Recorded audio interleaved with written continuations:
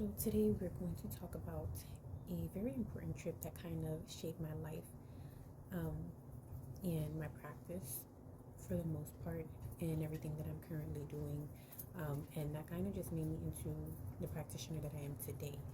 So it initially started when I had went on a trip, and I had a when I'm talking about like spiritually, I had a really rough year. That I'm talking about, somebody was trying to peel my locks out of my scalp. Okay, it was just, I just didn't know what was going on. It was too much. It was draining. It was a really draining year. And I was a new devotee to La Muerte, and I just wanted to show my love and appreciation to her. I want to do something new. Like, I gotta get out of here. So my ex at the time was like, you know what, like, you deserve it, mommy. Like, I'll treat you. I got you. Like, happy birthday. And I'm like, okay, bet.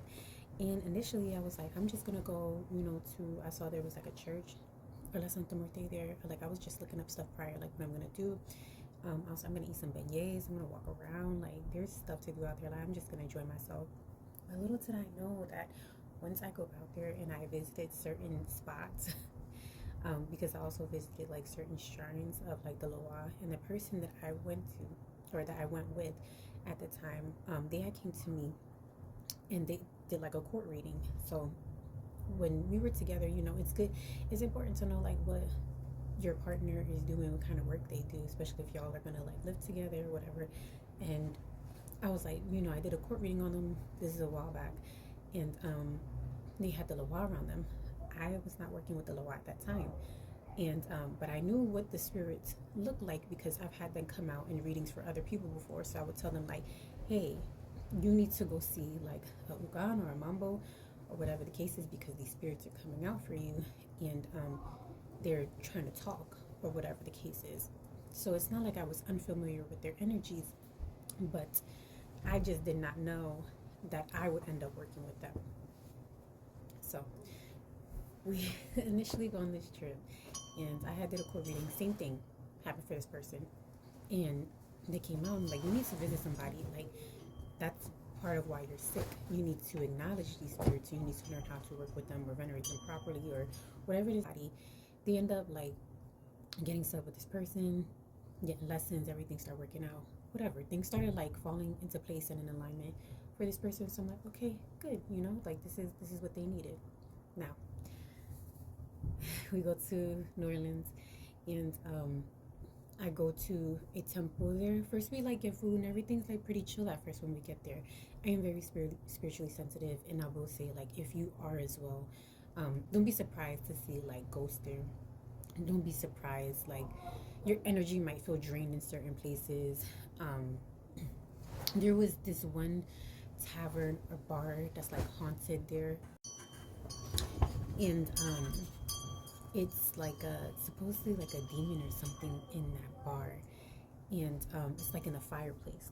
It's like a local story or whatever the case is. It's in the fireplace.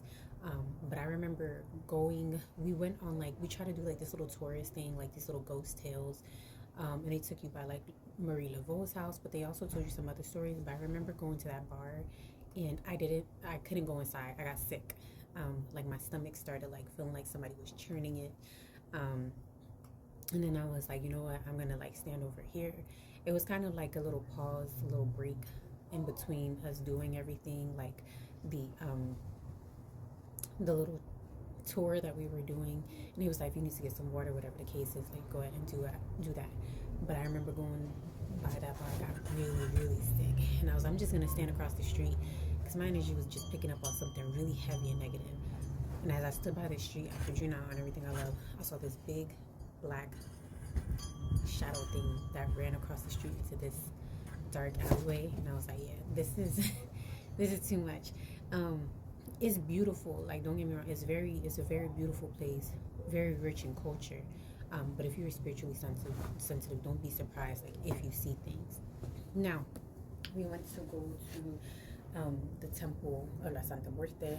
I left my offerings there for her, gave her things because I was going through a whole lot of stuff at that time, and I just wanted to let her know how much I appreciate her for being there and getting me through everything, and even the trip. Like, you know, I've been needing something. Thank you for like providing the opportunity or providing us the opportunity to be able to do that. So it was like, it was really great. We left our offerings. And the crazy part is that the same day I went to a temple. The person who owned it, they gave me like this tiny little Santa Muerte statue, little guardian statue, whatever the case is. And we took our little statues. I remember we went back to the hotel and I fell asleep and I had a dream of La Santa Muerte, and I was like getting married to her. It was very weird. But she was in a big white wedding dress with a veil. And I remember going to like this mountain, and she was there at the mountain in a wedding dress, and I was dressed for like a wedding. And I woke up and I was like, this is such a strange dream. And things just kept getting stranger from there. So after I had visited her shrine, and just mind you that when you go there, the energy there is so strong and potent. Like the energy is so strong in certain places at certain points. Obviously, when you go to like the French Quarter and stuff like that, there's going to be certain places that you go where it's just very overwhelming strong. I always say be very respectful when you go to certain shrines.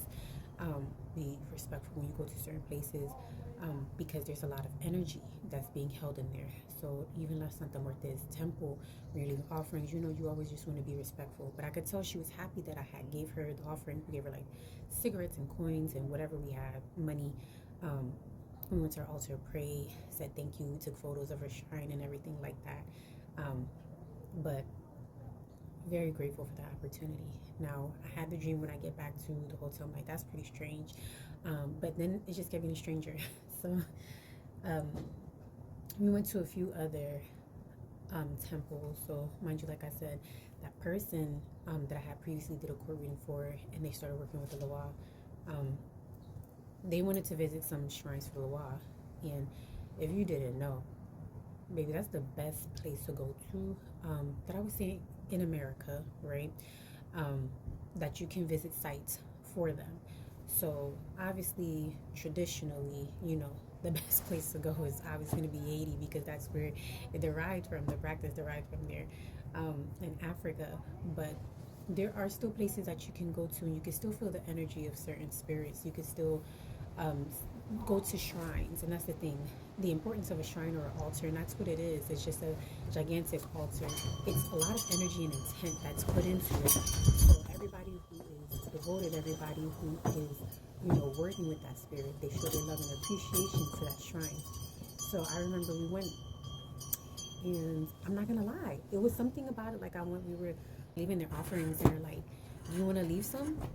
And I was like, you know, I'm okay. Like I saw some other spirits that I worked with, and I left like little offerings to them or whatever the case is. But I had appreciation for the voodoo ones, because I'm like, these are beautiful. Like they're beautiful. You could tell how much people love them by what they put in there, you know, or even just erecting these places for people to come to and visit. It made me have such a deep appreciation. But I was like, you know what, like that's all you, like you got that like that's you. And there was a few, like I mentioned, that I did leave offerings for, because I was working with them, not the Loa. Like they were other ATR spirits, or spirits that are worshipped or worked with in ATRs. And I left my things, and then we just went about our day. Everything was cool. We was fine. We just went about our day. We minded our business. And that night, that's when the dream started happening. And this person or this spirit came to me, whatever the case is. And I was like, damn, this is really weird. Like, who is this being? Who is this person? And I'm like, maybe it's just, you know, it could be something going on in the hotel we were staying at, because I started getting like restless, and I'm like, yeah, this is, you know, this is weird. And then sure enough, when I came back, I think everything was fine. You know, I do my Olympia, because I'm like, I was out in all these energy spots. Like when I come home, I'm going to do a nice little refresh, reset my spiritual energy. Like I'm going to be good again. And then the dream started coming in. Like the dream started just coming in. And it was almost like whatever, whatever happened, like when I went there to just do my thing and just have a good time, like end up bringing back friends. And it was like, yeah, girl, like we just needed you to open your eyes so that you know, so that we could come in, so that you could start doing what you need to do.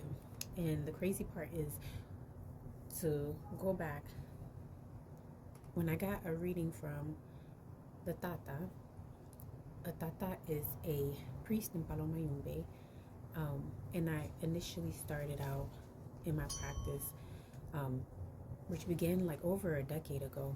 I did a lot of Reiki, sound bowl healing, herbalism, a lot of things in regards to like a woman's reproductive system, um, a lot of body work, and I really enjoy doing that. The healing aspect and letting somebody learn to do the work themselves and bring them back to themselves. I did my little spell work, candle magic and chanting and other things. I've also studied a lot of the occult, so I was well versed in things. But I remember speaking specifically earlier that year with the Tata, and they were like, "What you do is great, but you're not doing what you're supposed to be doing. Like you should be doing an ATR." And I'm like, "What do you mean?" They're like, "You should be doing an ATR. There's spirits around you." And they started naming some of the spirits, but they're like, you know, whatever you feel comfortable with, but you need to do what your ancestors were doing. Um, and I was like, okay.